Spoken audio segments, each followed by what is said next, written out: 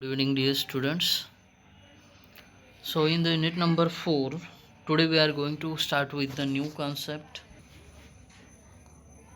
that is.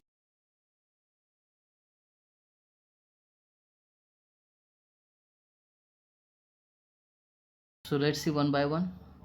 Leakage through defective roof is a basic source of water entering the wall.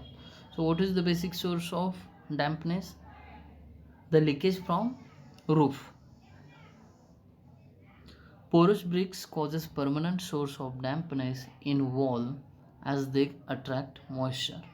If while constructing your walls, if you are use the porous bricks, it will be the permanent source of dampness in walls. It will permanently attract the moisture and it will be the cause for the dampness in walls. Growth of vegetation. Many times we seen that on the wall surface there are many types of vegetations are grown. So that grown vegetations causes to the dampness in wall. Cavities, holes.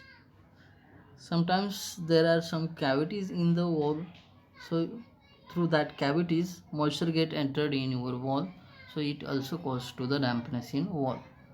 If mortar joints not laid properly and uniformly allows water to move.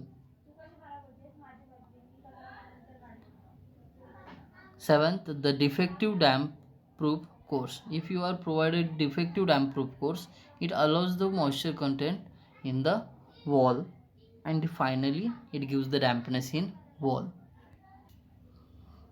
Now let's see the effects of dampness in wall. First one is unhygienic atmosphere inside the building. Obviously, because of the dampness, there may be unhygienic atmosphere. Disintegration of material. Also, there may be observed that the mortar material get disintegrated because of the dampness. The presence of moisture in timber is the disease in the timber. If there is any dampness in the wooden material, timber material,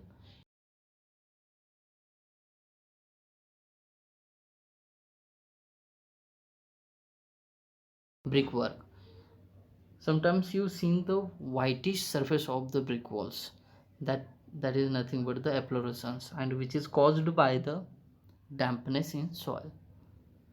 Furniture damage. Obviously, because of the dampness, your furniture will get damaged. Also, it may be caused to the corrosion of metals and bleaching out of the paint. Now, what are the remedies we can provide the dampness in wall? Some remedies are temporary and some remedies are permanent. So let's see first temporary. Application of bituminous painting. Second, painting with waterproofing solution. And third one is applying cement wash. Sometimes we apply the bituminous painting on the surface wall.